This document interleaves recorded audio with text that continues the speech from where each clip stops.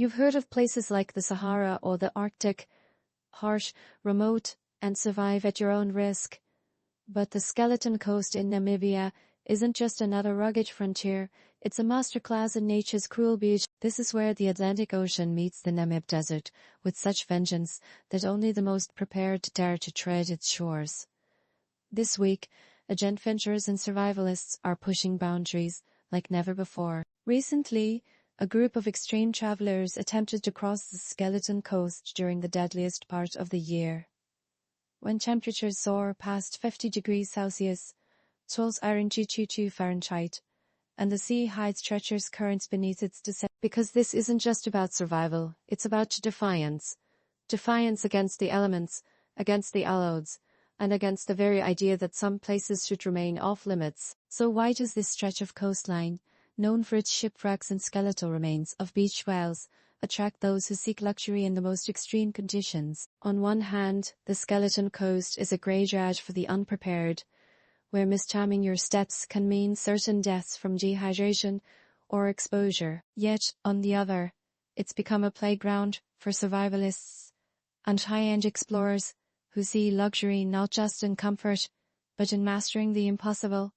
First, there's the illusion of safety. Most people assume that extreme landscapes like this are only for the reckless, the thrill-seekers, or those with death wishes. Today, luxury survival experiences. Think 5-star tents set up in the most inhospitable places, gourmet meals prepared over open fires, and guided expeditions with state-of-the-art tracking technology are redefining what. This isn't about roughing it, it's about indulging while testing your limits. Companies like Survivalist Luxury Expeditions offer packages where you can sip champagne under a desert sky one moment, then navigate dune fields the next, all while being monitored by experts who know this terrain like the back of their hand. Then there's the psychological journey. The Skeleton Coast doesn't just test your body, it tests your mind. Out here, every ripple in the sand could be a sign of danger, every shadow a potential threat. But that's where the real luxury comes into play. Mental resilience, patience, and the ability to live in the moment without modern distractions.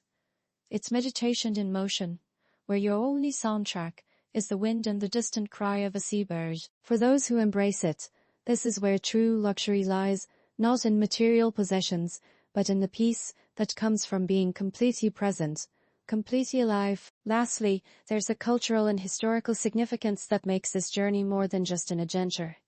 It's a pilgrimage. The Skeleton Coast has been a crossroads of civilizations for centuries, from the indigenous Himba people to European explorers who wrote about its haunting beauty. Recently, archaeologists have uncovered artifacts that suggest early human settlements thrived here, adapting to the harsh conditions in ways we're only beginning to understand. Walking these shores is like stepping into a living history book, where every footprint tells a story of survival, innovation, and human ingenuity.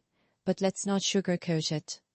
This isn't for the faint-hearted. If you've ever thought about testing your limits but weren't sure where to start, the Skeleton Coast might be calling your name. The key is preparation. Study the terrain, train for extreme conditions, and always go with a guide who knows the area like the back of their hand.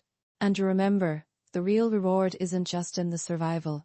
It's in the stories you'll carry long after you've left its bones behind. So here's your challenge this week.